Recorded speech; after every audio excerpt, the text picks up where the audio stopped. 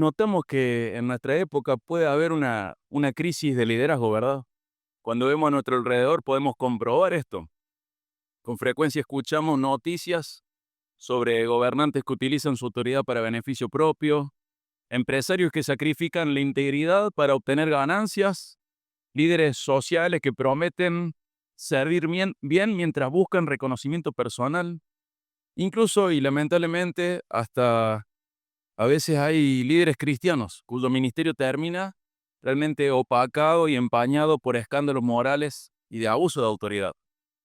Sin embargo, la verdad que sería fácil pensar que este problema solo ocupa lugares, ocupa, eh,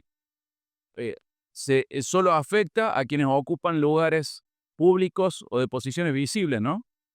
Porque la realidad es que todos nosotros ejercemos algún tipo de influencia. Un padre guía a sus hijos, una madre forma el corazón de su familia, los maestros influyen sobre alumnos, los pastores enseñamos a la congregación y un creyente da testimonio delante de sus compañeros de trabajo, de sus vecinos, de sus familiares. Todos ejercemos algún tipo de influencia y Dios nos ha colocado cada uno de nosotros en ámbitos donde nuestras decisiones afectan la vida de otros. Y cuanto mayor es la influencia que Dios nos concede, mayor también es el potencial daño que podemos producir si tenemos un carácter sin integridad. Hace algunas semanas estuvimos estudiando 1 de Timoteo 3, 1 al 7, donde el apóstol Pablo describe las calificaciones de los ancianos. Y es importante notar que él señalaba que Dios no está buscando hombres extraordinariamente talentosos, sino hombres cuyo carácter refleje al Evangelio. Y sumándolo a lo que decía antes, tenemos que pensar en esto. La pregunta no es si ejercemos influencia o algún tipo de liderazgo sobre los demás, porque eso sí pasa, sino qué tipo de personas somos mientras ejercemos esa influencia. La lista que Pablo mostraba, que en realidad el Espíritu Santo le inspiraba para elegir a los pastores, nos mostraba cualidades relacionadas a qué? Con la integridad, irreprensible, sobrio, prudente, hospitalario, amable, que gobierne bien su casa y que tenga un buen testimonio de los de afuera. Y al leer esta lista uno podría decir, bueno, este es un estándar nuevo. ¿Comenzó Dios a exigir estas cosas recién en el Nuevo Testamento? Y la verdad es que no. Mucho antes de que Pablo escribiera a Timoteo, Dios había revelado el tipo de hombre que debía ejercer autoridad en su nombre. Y uno de los pasajes en donde esto aparece con más claridad es el Salmo 101, así que te invito a buscar el Salmo 101. Este salmo pertenece a los llamados salmos reales, o sea, en relación a la realeza, a lo referido a los reyes. Fue escrito por David, probablemente el comienzo de su reinado expresando compromisos que él asumía como rey, pero delante de Dios. ¿Qué compromisos asumía David a la hora de iniciar su reinado, su liderazgo? Y este salmo nos muestra a David expresando esos compromisos morales y espirituales con los que él deseaba ejercer su gobierno. Y él manifiesta su intención y compromiso de actuar con integridad, con justicia, con misericordia. No vamos a ver una estrategia militar, tampoco vamos a ver un programa político. Lo que vamos a ver en el Salmo 101 como compromiso de David frente a Dios a la hora de ejercer su liderazgo es algo más importante. Es el compromiso que un hombre debe asumir frente a Dios, sometiéndose a su gobierno antes de liderar a otros. Y esto convierte este salmo en un documento que no es solo para los reyes. ¿Hay algún rey acá? ¿No te dijeron la peatonal, hola rey? ¿No te dijo tu esposo hoy, hola reina? Pero hablando metafóricamente, cada uno de nosotros ejerce esa influencia de la que estamos hablando, lidera de alguna manera, oficial o extraoficialmente, formal o informalmente, pero todos nosotros ejercemos un tipo de influencia sobre los otros. Y acá nos muestra este salmo un modelo para todo aquel que ha recibido alguna responsabilidad de este tipo, que somos todos, y quiere ejercerlo de la manera que honra al Señor. Mientras avanzamos en el salmo vamos a descubrir algo más. vamos a ver que estas resoluciones de David, por más nobles que sean, por más lindas que sean, terminaron siendo imperfectas. Y que su propia vida demuestra que el problema del ser humano no consiste simplemente en conocer cuál es el camino correcto, sino en tener un corazón capaz de andar en ese camino correcto. Y esa tensión prepara el camino ¿para qué? Para mirar al verdadero Rey, Jesucristo, quien sí vivió con integridad perfecta y capacita a su pueblo para seguir sus pasos. Con esta perspectiva, te invito a que comencemos a leer el Salmo 101. El primer punto que voy a marcar es este: un corazón íntegro comienza sometiéndose al gobierno de Dios. Un corazón íntegro comienza sometiéndose al gobierno de Dios. Y para esto vamos a leer los versículos 1 al 4 del Salmo 101. Fíjate qué lindo, qué interesante lo que David dice. La misericordia y la justicia cantaré. A ti, oh Señor, cantaré alabanzas. Prestaré atención al camino de integridad. ¿Cuándo vendrás, Señor, a mí? En la integridad de mi corazón andaré dentro de mi casa. No pondré cosa indigna delante de mis ojos. Aborrezco la obra de los que se desvían. No se aferrará a mí. El corazón perverso se alejará de mí. No conoceré maldad. Acá, además de introducir el propósito del Salmo, David comienza hablando de sí mismo. Antes de mencionar que en su reino hubiese colaboradores, antes de hablar de la administración del reino, antes de referirse a la justicia que va a ejercer sobre el pueblo, dirige la mirada a su propio corazón. Y esto es una de las primeras grandes lecciones del liderazgo bíblico, liderazgo espiritual, pero quiero que siempre tengamos esto en mente, no solo líderes y maestros, todos nosotros ejercemos una influencia en otras personas, entonces siempre rescata y considera esto en tu corazón. Nuestra tendencia natural consiste en pensar que el principal desafío de un líder está fuera de él, en las personas que dirige, en las circunstancias que enfrenta o en las decisiones que tiene que tomar. Pero David acá nos está mostrando que el primer campo de batalla no es el reino, sino que su propia vida. Antes de gobernar a otros, debe aprender a vivir bajo el gobierno de Dios. Observemos algo muy importante. David no está escribiendo un tratado sobre espiritualidad personal. Está describiendo cómo debe vivir un rey, un líder, alguien que ejerce influencia sobre otros. Pero antes de mencionar ni siquiera una responsabilidad pública, dedica 4 versículos completos a examinar su propio corazón.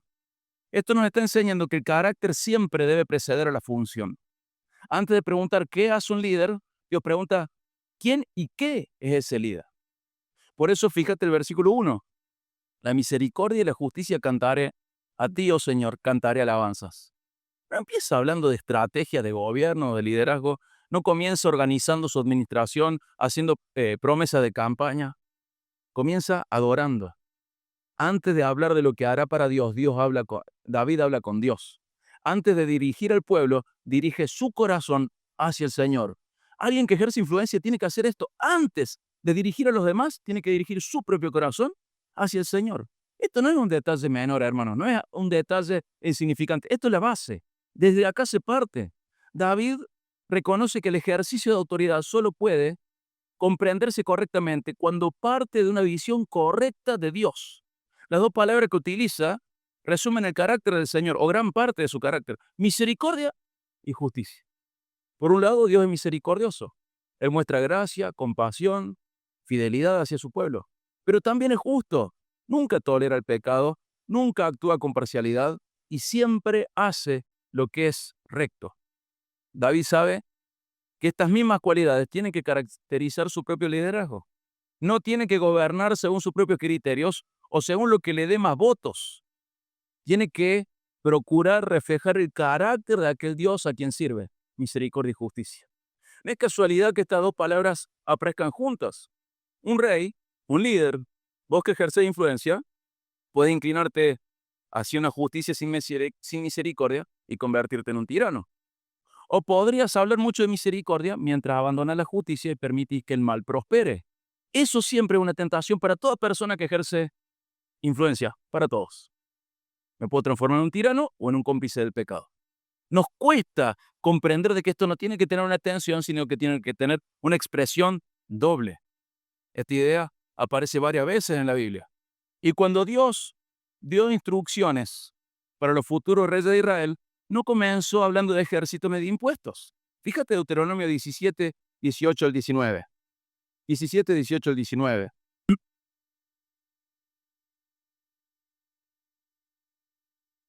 Conectando con lo de antes, David comprendió que un gobierno verdaderamente piadoso tiene que reflejar la justicia y la misericordia de Dios.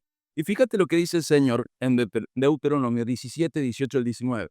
Es interesante que esto está escrito en Deuteronomio bastante tiempo antes de que Samuel, y que Dios ya sabía que Israel iba a elegir un rey. Y por eso instruye cómo tiene que ser el rey. Y estas instrucciones son rotas, sobre todo por Salomón y por quienes le siguen. Pero fíjate, cuando se siente sobre el trono de su reino, escribirá para sí en un libro una copia de esta ley.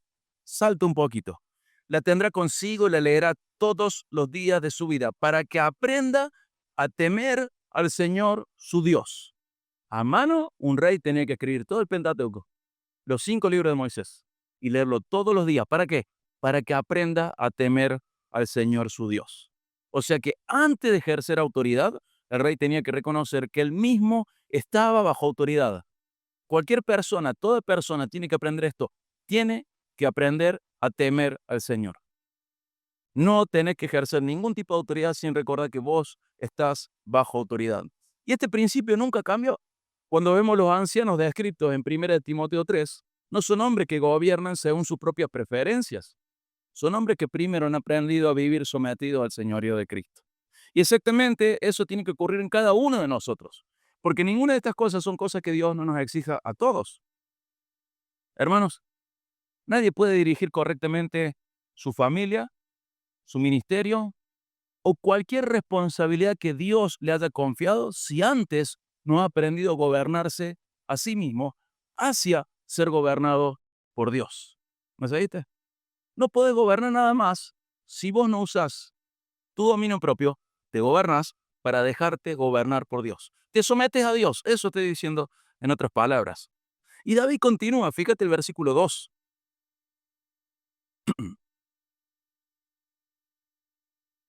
Prestaré atención al camino de integridad. ¿Cuándo vendrás, Señor, a mí? Fíjate qué lindo. La expresión prestaré atención que nos está comunicando. La idea de actuar con sabiduría, considerar cuidadosamente, deliberadamente, intencionalmente el camino que tiene que recorrer y vivir. Y luego vuelve a aparecer esta palabra integridad, que comunica la idea de totalidad, de un todo, una vida sin doblez, una persona cuyo corazón, sus palabras y acciones forman una misma realidad, son lo mismo.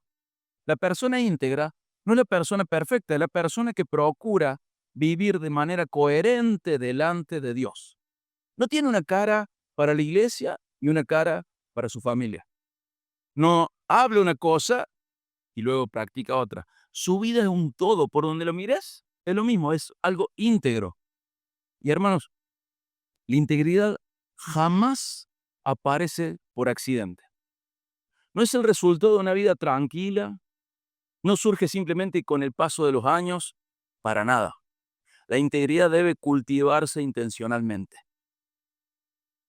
Te tenés que esforzar en esto, tenés que tomar decisiones, tenés que hacer sacrificios, pero tenés que ser íntegro. Y luego David añade una frase que despierta muchas interpretaciones. Le pregunta al Señor, ¿cuándo vendrás a mí? Algunos han pensado que se refiere a la llegada del arca a Jerusalén. ¿Se acuerda que en un tiempo estuvo en el tabernáculo antes de ser trasladada a Jerusalén, pero todavía no estaba el templo en el tiempo de David? Entonces quizá puede ser esa tensión. Pero es importante ver estas palabras de una manera más profunda, una expresión de dependencia, de deseo de Dios. David acaba de asumir grandes compromisos y sabe que si Dios no está con él, todos esos compromisos le van a ser imposibles de cumplir. ¿Cuándo vendrás a mí, Señor? Es como si dijera, Señor, este es el camino que deseo recorrer, pero necesito tu presencia conmigo para poder caminar en él. ¿Cuándo vendrás a mí, Señor? Qué diferencia con la autosuficiencia que vos y yo perseguimos todo el tiempo, ¿verdad? Tan diferente a la autosuficiencia. Muchas veces nosotros hacemos planes, tomamos decisiones, no oramos para ponernos de novio, para casarnos, para elegir un trabajo, para elegir qué estudiar, para elegir a qué escuela ir, a qué universidad ir. No oramos. Sé que algunos de nosotros sí oramos. Pero muchas de las decisiones las tomamos en un sentido de autosuficiencia. Yo me manejo y después le pido al Señor que me acomode. Hermano, no es así. Primero, ora. Señor, que el Señor venga a vos. A veces esta falta de oración, esta autosuficiencia, está expresando que confiamos plenamente en nosotros mismos. Y luego está como plan B que el Señor corrija nuestras decisiones. No tiene que funcionar así. Y David entiende que la integridad nunca nace del esfuerzo humano aislado, sino que necesita la presencia de Dios. Señor, ¿cuándo vendrás a mí? Jesús en Juan 15:5, esa frase que me gusta repetir tanto durante este año. Separado de mí, no pueden hacer nada, nada pueden hacer. Toda verdadera integridad, que es lo que David está señalando, comienza reconociendo nuestra dependencia del Señor. Y luego David hace una declaración todavía más concreta, fíjate en el Salmo, en el versículo 2. En la integridad de mi corazón andaré dentro de mi casa. Resulta significativo que hasta ahora no mencionó su reino, pero sí menciona su casa, su hogar. En el lugar donde primero quiere vivir con integridad no es el trono, es su casa, su hogar. Porque la casa revela quiénes somos cuando desaparecen los aplausos, cuando nadie nos observa, cuando no tenemos riesgo de pasar vergüenza y ser humillados por nuestra pecaminosidad, cuando no existe la necesidad de cuidar nuestra reputación pública. En casa se ve. Y es ahí donde el carácter deja de ser un discurso y se transforma y se convierte y se ve como una realidad. No es casualidad que Pablo incluye exactamente este principio en lo que leímos en 1 Timoteo 3, 4 y 5, que gobierna bien ¿qué? Su casa, teniendo sus hijos sujetos con toda dignidad. Pues si un hombre no sabe gobernar su propia casa, ¿cómo podrá cuidar de la iglesia de Dios? Si no sabe cuidar su familia, ¿cómo va a cuidar la familia de Dios? La fidelidad en el ministerio comienza mucho antes del ministerio, comienza en el hogar. El carácter que sostenemos en privado siempre termina sosteniendo o derribando el ministerio que ejercemos en público. Fíjate el versículo 3, cómo continúa David.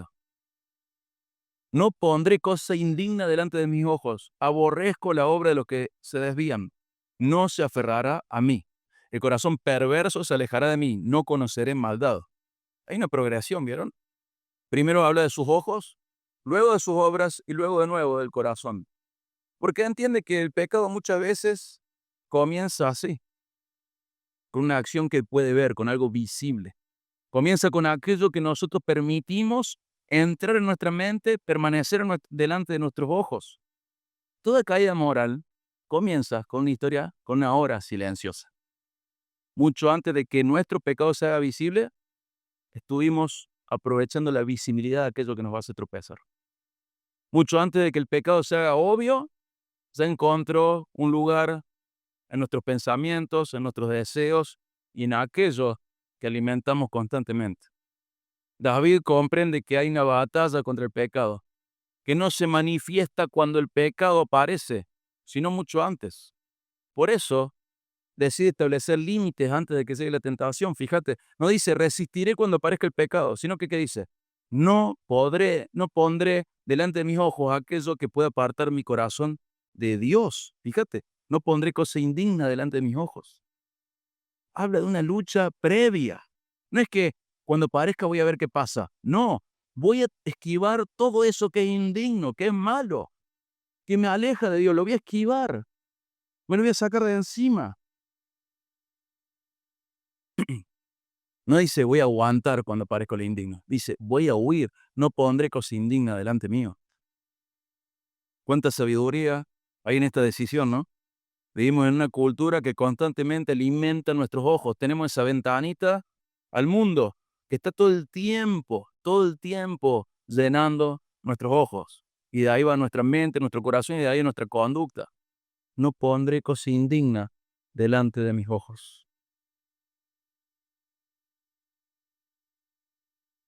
La integridad no consiste solamente en evitar una caída simple, sino que consiste en cultivar hábitos que protejan el corazón para que esa caída ocurra. ¿Te acordás Proverbio 4:23? Lo sabes de memoria. Sobre toda cosa guardada, guarda tu corazón. ¿Por qué? Porque él fluye la vida. En la traducción que uso para predicar, con toda diligencia guarda tu corazón, porque de él brotan los manantiales de la vida. David no está intentando construir una apariencia de santidad, sino que está protegiendo la fuente, su corazón, de donde fluye su vida terrenal. Está queriendo proteger su corazón. No pondré cosa indigna delante de mis ojos. Aborrezco la obra de los que se desvían. No se aferrará a mí. El corazón perverso se alejará de mí. No conoceré maldad. Me alejo de todo esto. No voy a luchar y ver qué pasa. Me alejo. Lo saco de mi vista. Hermanos, muchos de nosotros pensamos que la integridad se demuestra únicamente en los grandes momentos de prueba. Pero este salmo nos va enseñando que la verdadera integridad se forma mucho antes. Se forma en aquello que cantamos, en aquello que contemplamos, que está dentro de nuestros ojos, en aquello que permitimos que entre en nuestro corazón, en la manera en la que vivimos dentro de nuestro hogar, en las decisiones pequeñas que nadie más conoce. El mundo suele admirar a las personas por su logro visible, pero Dios, ¿qué mira? El corazón. ¿Cómo está tu corazón frente a Dios? Y antes de preguntarte cómo estás ejerciendo tu influencia sobre los demás, tienes que preguntarte, ¿estoy permitiendo que Dios gobierne verdaderamente mi corazón? ¿De verdad? Porque nadie puede ejercer una influencia correcta, piadosa, sobre otros si primero no ha aprendido a vivir bajo el gobierno del Señor. La integridad nunca permanece encerrada en la vida privada. Eso es otra cosa. Y tarde o temprano comienza a manifestarse en una manera en lo que afecta en aquellos con los que nos relacionamos, en aquellos que nos rodean. Y eso es lo que David va a continuar, que va a desarrollar ahora. Vamos a ver que un corazón sometido al gobierno de Dios también aprende a escoger cuidadosamente las influencias que admite en su vida y en el ejercicio de la responsabilidad que Dios le ha confiado. Acompáñame al punto 2. Leamos Salmo 101, 5 al 7.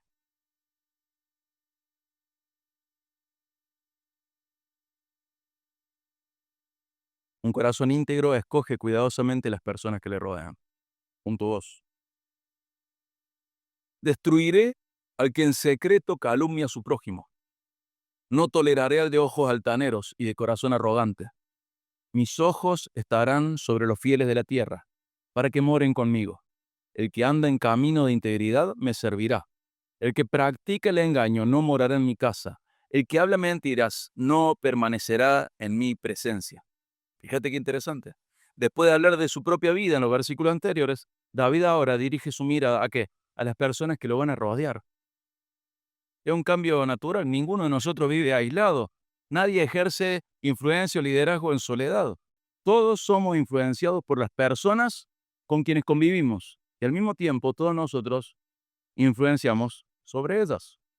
Y David comprende que la integridad personal no basta si permite que quienes lo rodean corrompan el ambiente de su reino. ¿Me seguís? No alcanza tu integridad si te rodeas de corruptos. Todo líder termina creando una cultura a su alrededor.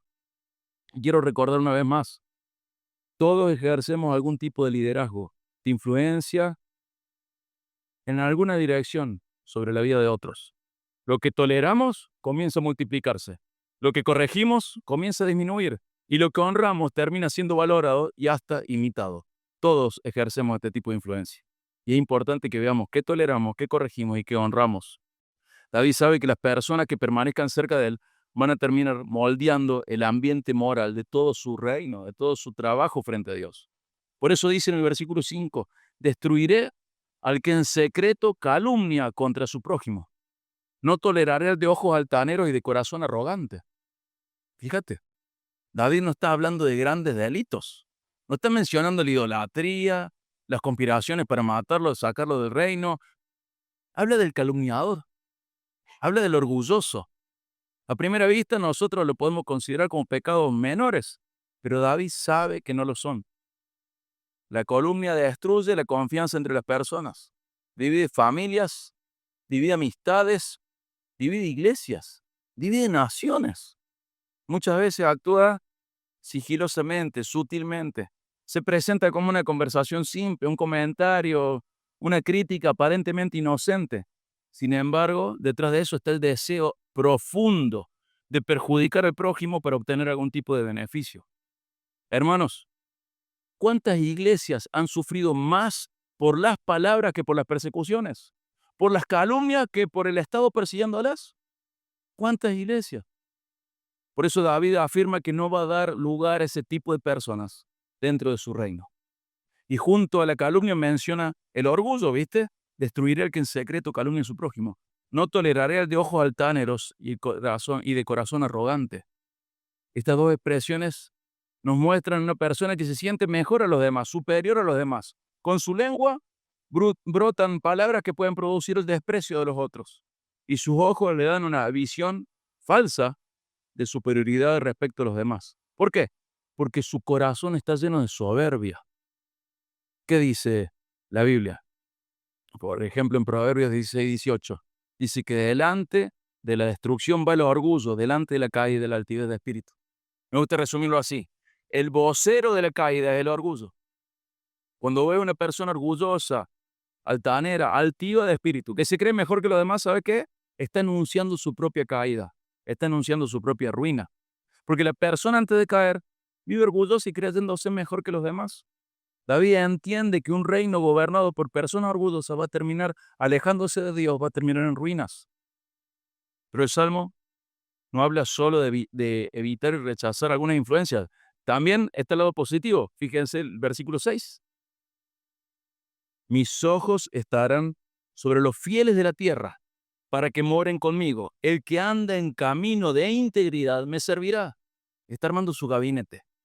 Está armando su equipo de trabajo, está armando sus compañeros de trinchera, está armando aquello con lo cual él se quiere apoyar para tener un buen ministerio delante de Dios. Y vos como influyente en otros tenés que pensar de la misma manera. Después de decir quienes no van a tener lugar en su entorno, David explica quienes sí van a tener lugar en su entorno. Busca personas fieles al Señor. Fíjate que Dios nunca ha dependido de talentos extraordinarios para cumplir sus propósitos, pero siempre ha buscado hombres y mujeres fieles. No busca a los más llamativos, no busca a los más talentosos, no busca a los más populares, busca a los más fieles. Él desea trabajar con gente fiel, se complace, no las necesita, pero disfruta de bendecir y utilizar a las personas fieles a Él. Con frecuencia, el mundo establece un criterio. Voy a rodearme de aquellos que son más productivos. Y medimos la productividad en términos, a veces en la iglesia, en términos que son ajenos a la iglesia, ajenos a la Biblia, en términos terrenales. El Espíritu Santo a través de David nos lleva a esto. Hay que evaluar el carácter, la competencia, el ser productivo, el ser fructífero puede aprenderse, pero la integridad no puede improvisarse. David está buscando gente íntegra para que esté cerca suyo. No es casualidad que cuando los apóstoles tienen que escoger a quién va a servir a la iglesia en Jerusalén, ¿se acuerdan en Hechos 6? La primera condición no es la capacidad administrativa. No es el que puede tomar nota de las mesas a ver qué falta. No están buscando principalmente eso. ¿Qué es lo que necesita la iglesia? La iglesia necesita esto. Busquen de entre ustedes a 7 hombres de buena reputación, llenos del Espíritu Santo y de sabiduría. Pero Señor, solo van a servir la mesa a la gente que no se le está distribuyendo bien la comida. Pero lo hacen en nombre de Dios. Tienen que ser llenos del Espíritu Santo y de sabiduría. Tienen que tener buena reputación. Tienen que ser así.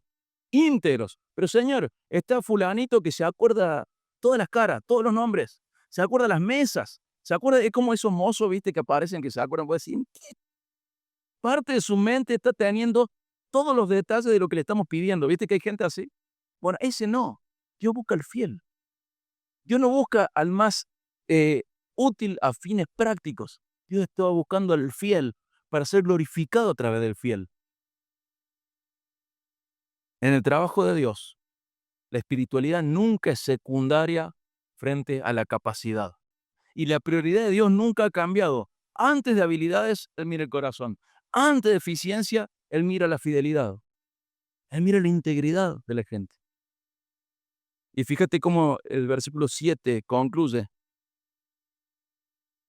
este párrafo. El que practica el engaño no morará en mi casa. El que habla mentiras no permanecerá en mi presencia. Esta otra resolución de David frente a su casa. Ya había hablado de su casa, ahora vuelve a hablar. Dice que no quiere permitir que el engaño encuentre un lugar en su familia donde se sienta cómodo.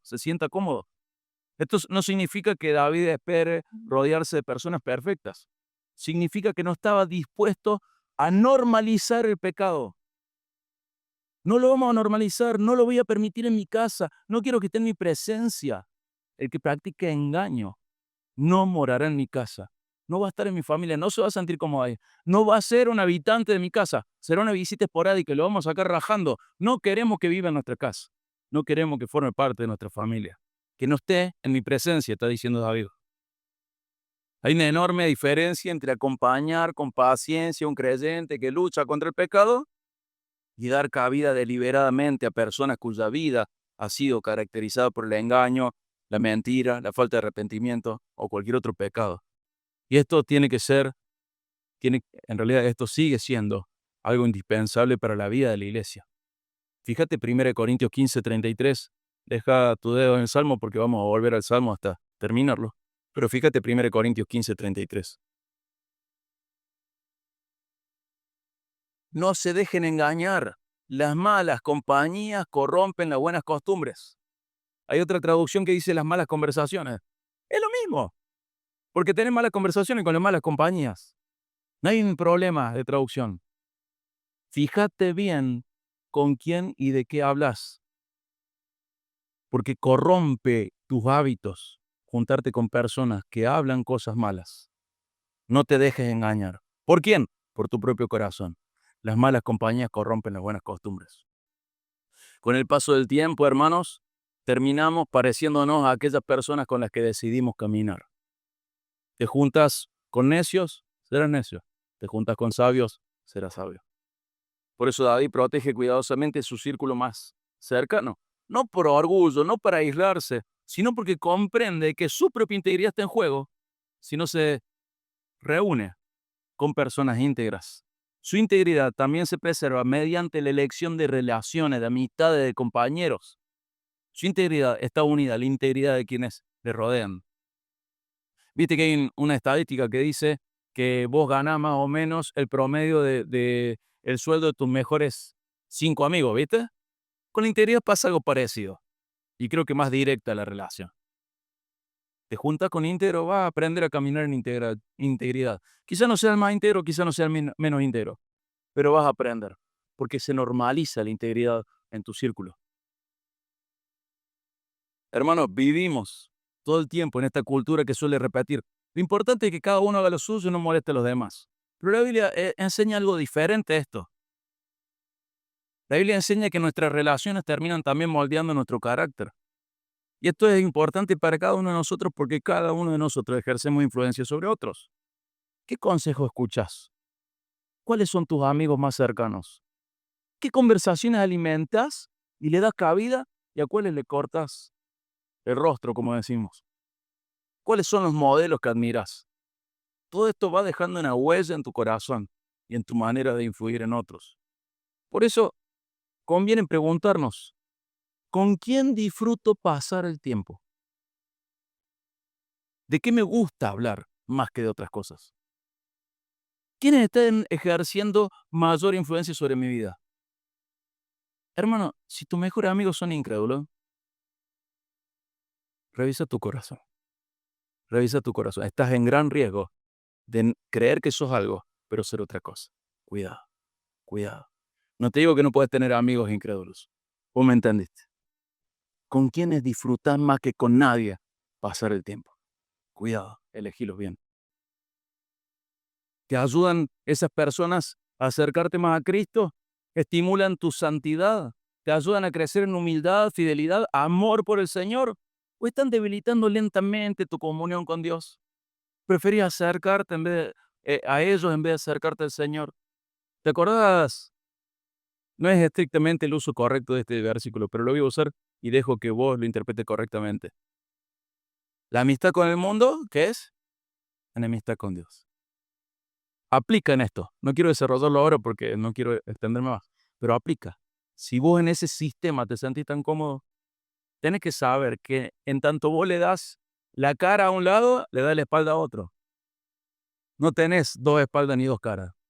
Amistad con el mundo, enemistad con Dios. Amistad con Dios, enemistad con el mundo. No puede de otra manera, no sos reversible. No, eso no pasa.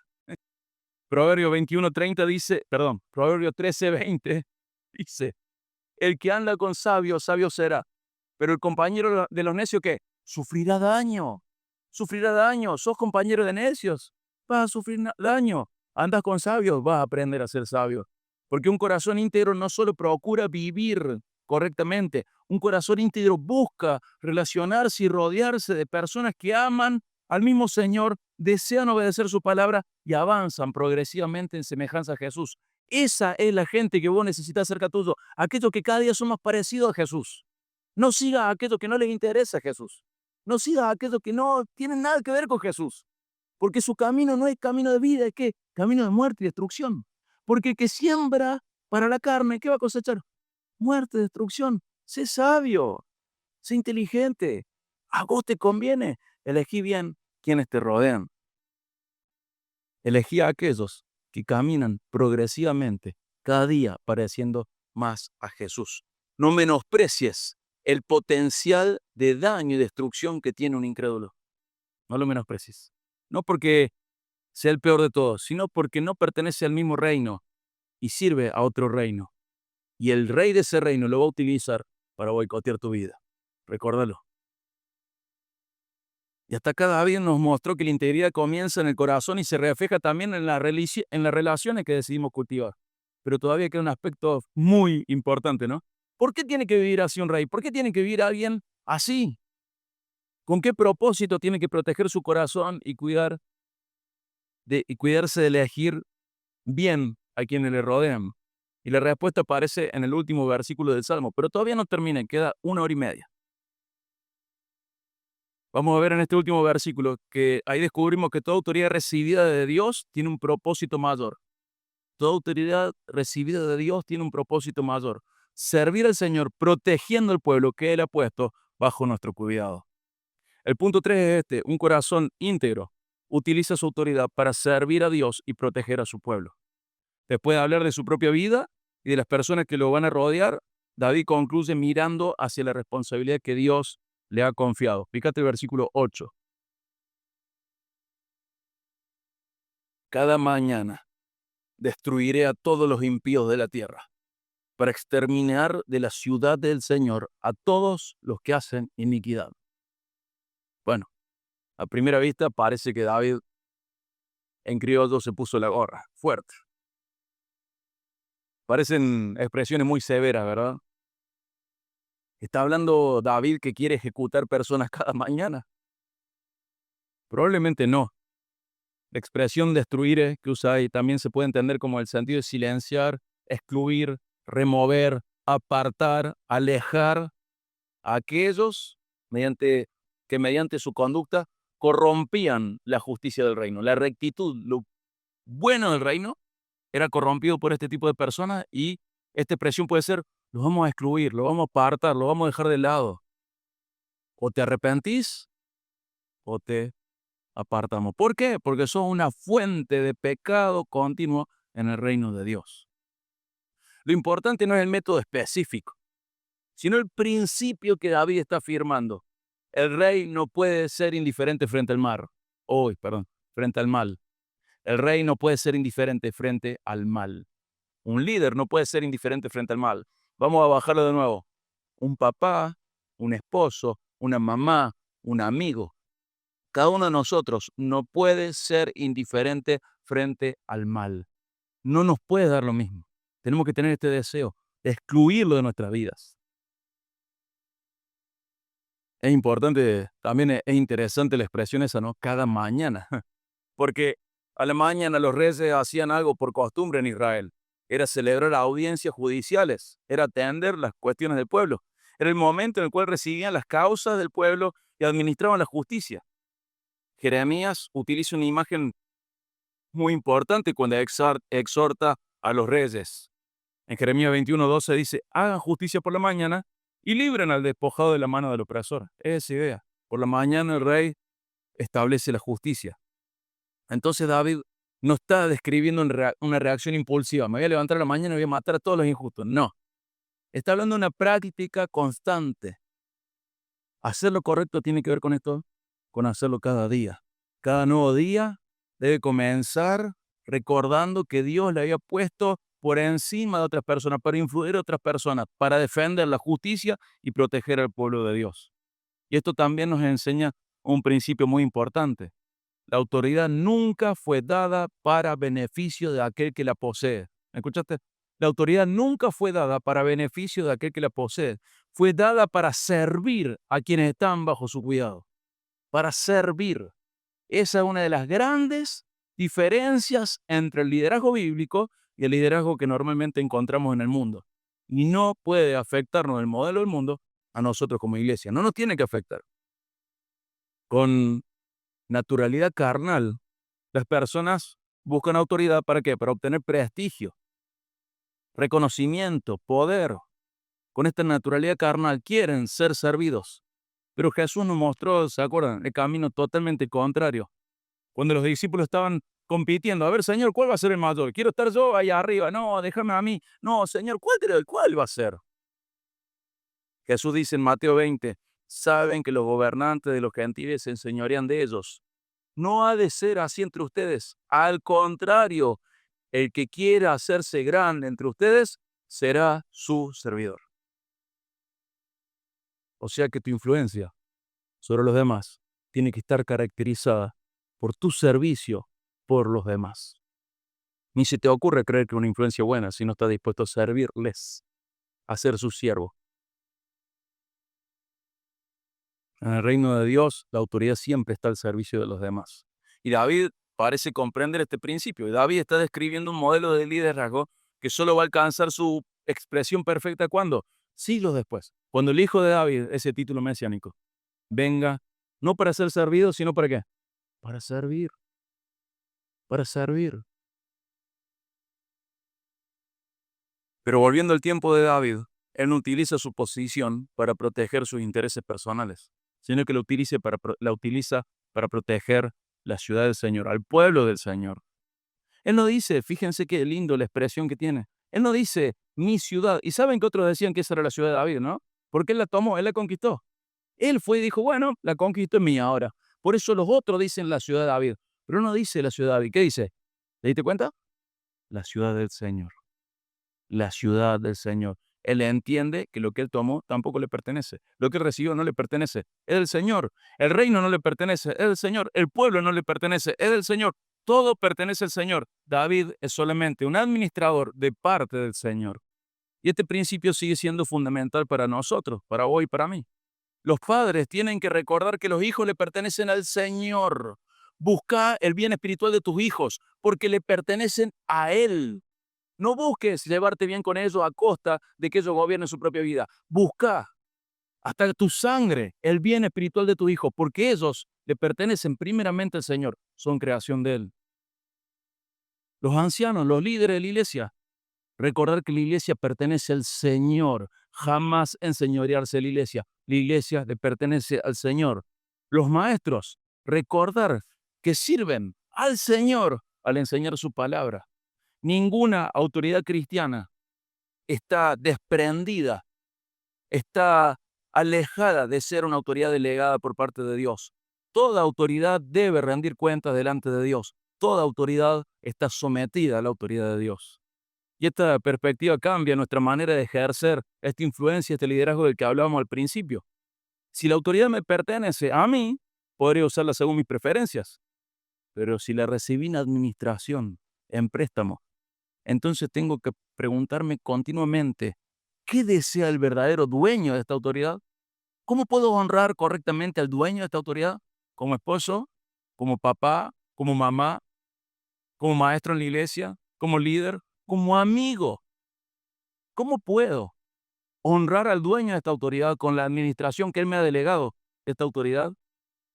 Hermanos, el buen mayordomo nunca actúa pensando en su propia comodidad, sino en la voluntad de aquel que le confió esa responsabilidad.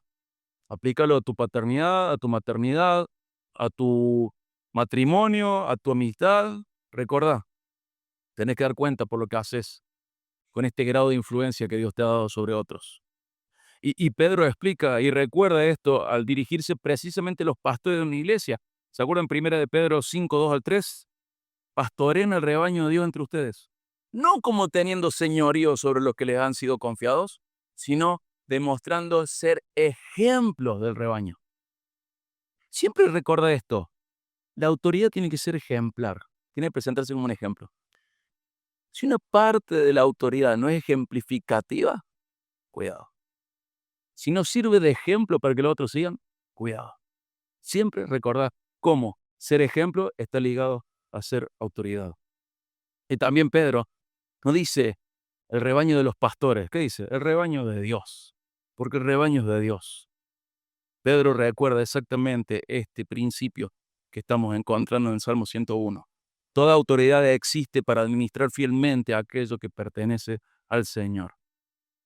Hermanos, este versículo nos invita ¿a qué? A examinarnos. No solamente tenemos que preguntarnos si estamos ejerciendo autoridad, sino cómo estoy ejerciendo la autoridad. Un padre puede usar su autoridad para imponer miedo o para formar a sus hijos en el temor del Señor. Un jefe puede utilizar su posición para servir a quienes trabajan con él o para servirse deshonestamente de ellos. Un pastor puede buscar reconocimiento personal o desgastarse cuidando con amor el rebaño de Cristo. Esto es sumamente desafiante para cada uno de nosotros en cada área de nuestra vida. ¿A quién buscamos honrar con nuestra manera de ejercer influencia sobre los demás? La diferencia no está en la cantidad de autoridad que poseemos, sino en el propósito que perseguimos cuando utilizamos esa autoridad. El Evangelio transforma nuestra manera de entender el liderazgo, la influencia. Entonces no nos preguntamos, ¿qué puedo obtener de esta posición? ¿Qué nos preguntamos? ¿Cómo puedo glorificar a Dios sirviendo a las personas que Dios ha puesto bajo mi cuidado? Cuando comprendemos que toda autoridad es una mayordomía recibida de Dios, dejamos de verla como un privilegio y comenzamos a verla como una responsabilidad sagrada. Es una responsabilidad sagrada.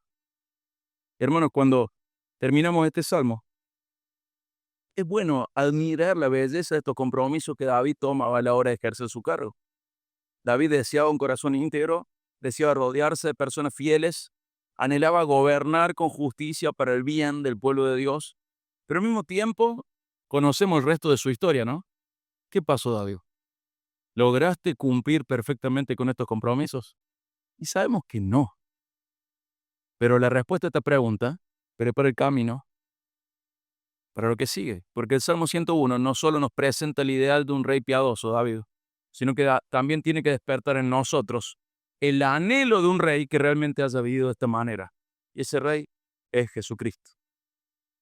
Nosotros llegamos al final de este Salmo. Y vale la pena pensar, recordar el camino que hicimos. En primer lugar, vimos que un corazón íntegro comienza sometiéndose al gobierno de Dios. David entendía que antes de dirigir un reino, debía permitir que el Señor dirigiera su vida, que Él le gobernara. La integridad no comienza ejerciendo el ministerio, ejerciendo el cargo, ni en el trabajo, ni delante de las personas. La integridad comienza en el corazón. Luego observamos que un corazón íntegro escoge cuidadosamente las personas que le rodean. David sabía que las relaciones nunca son neutrales. O te hacen bien o te hacen mal. Las personas que admitimos cerca de nosotros terminan influyendo en nuestro carácter, en nuestras decisiones, en nuestro servicio al Señor. Por eso procuró rodearse de hombres fieles y apartarse de quienes promovían el engaño, el orgullo y la maldad. Y finalmente, ¿qué vimos? Un corazón íntegro utiliza la autoridad para servir a Dios y proteger a su pueblo. El propósito de la autoridad nunca consiste en engrandecer al líder, sino en cuidar a aquello que le pertenece al Señor.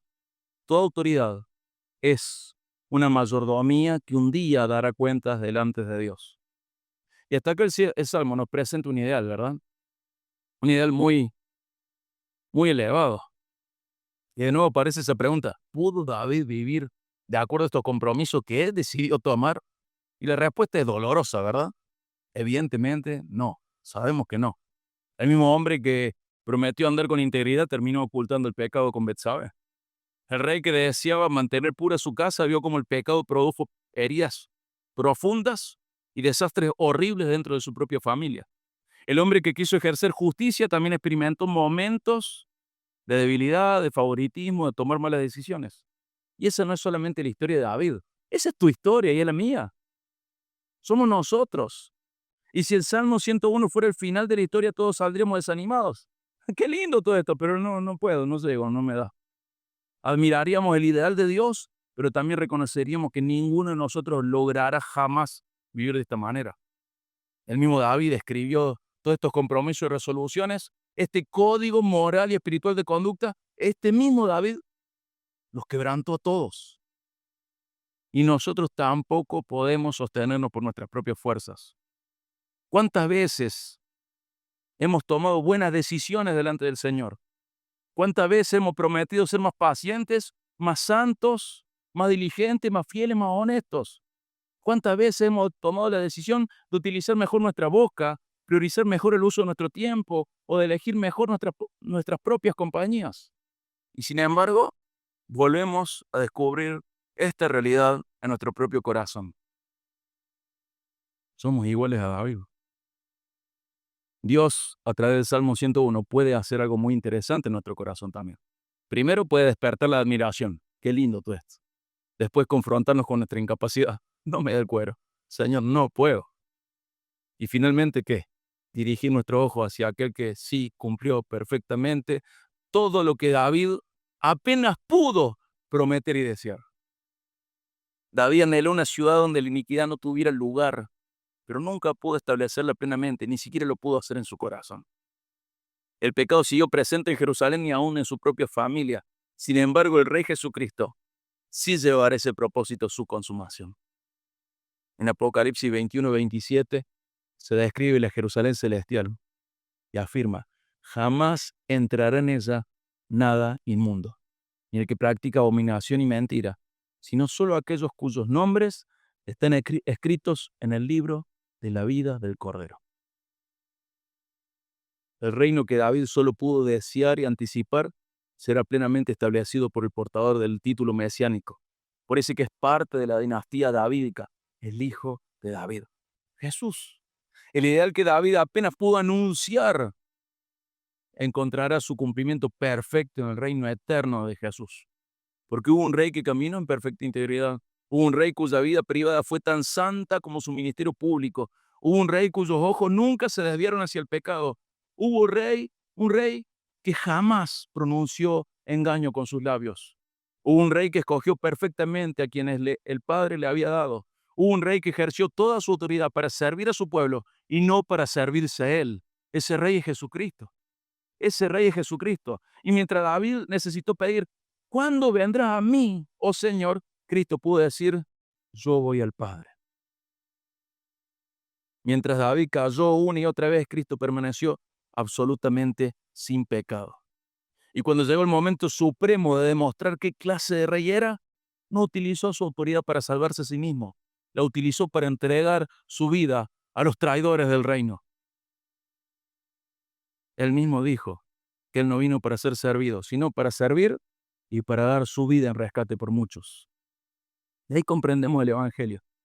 Nuestra esperanza no descansa en que podamos imitar perfectamente las resoluciones de David. Nuestra esperanza descansa en que Cristo cumplió perfectamente la voluntad del Padre y murió en lugar de pecadores que habían fracasado una y otra vez. Él dio su vida por muchos y nosotros estamos dentro de esos muchos. Por medio de la fe somos unidos a este Rey perfecto. Su justicia nos es acreditada. Nuestros pecados son perdonados y el mismo Espíritu Santo comienza una obra transformadora en nosotros. ¿Para qué? Para hacernos más parecidos a ese Rey. Por eso el Salmo no termina produciendo desesperación, termina produciendo esperanza. Porque sí, Dios sigue llamando a su pueblo a vivir con integridad. Sí, sigue demandando que quienes ejercen autoridad lo hagan con fidelidad, humildad y justicia. Pero hermano, no caminamos solos. Caminamos detrás del Rey que ya recorrió ese camino perfectamente y que por su espíritu capacita a su pueblo para vivir de una manera digna de Él.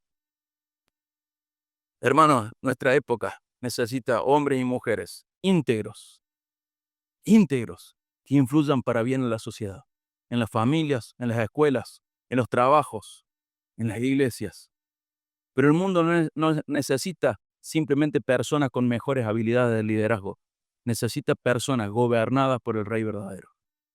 Porque solo cuando Cristo gobierna el corazón, las relaciones y la autoridad de un creyente ahí Cristo comienza a reflejarse.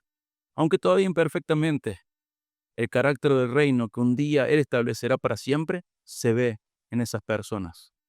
Entonces, hermanos, al salir hoy de la reunión, perdón, no pensemos únicamente en las responsabilidades que tenemos, pensemos sobre todo en el Rey al que pertenecemos. Y nos hagamos esta pregunta con sinceridad. ¿Estoy permitiendo que Jesucristo gobierne mi corazón antes de intentar influir en la vida de otros?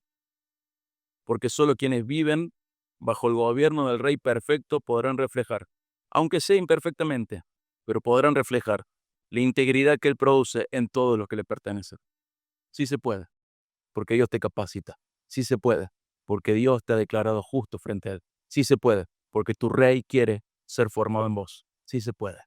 No veas solo la sustitución, también mira la transformación que Dios hace en los suyos. Amén. Oramos. Padre, agradecemos, Señor, que esta lista de cosas no caen sobre nosotros de una manera en la que produce solo desesperanza, sino que produce admiración, luego produce un poco de frustración, pero esa frustración nos impulsa a ir a vos, a pedir perdón, a desear más de vos en nuestras vidas, a desear el perdón que solo podemos recibir a través de Cristo y también esa capacitación que solo podemos recibir a través del Espíritu Santo, a desear la salvación y a desear honrarte en la tierra con el ejercicio de la influencia que tenemos sobre los demás. Rogamos, Señor, que seas honrado por la administración de la autoridad que nos has dado, como esposos, como padres, como amigos, como compañeros, como jefes, como empleados, pero todos influimos en otros, Señor. Ayúdanos a ser buenos administradores de esa influencia. Sea honrado por nuestras vidas y ayúdanos a entender que antes de influir a otros tenemos que tomar decisiones para que vos influyas más profundamente en nuestras vidas. Gracias, Padre. Gracias por Jesús y su obra. Gracias por el Evangelio. En el nombre de nuestro Salvador Jesucristo. Amén.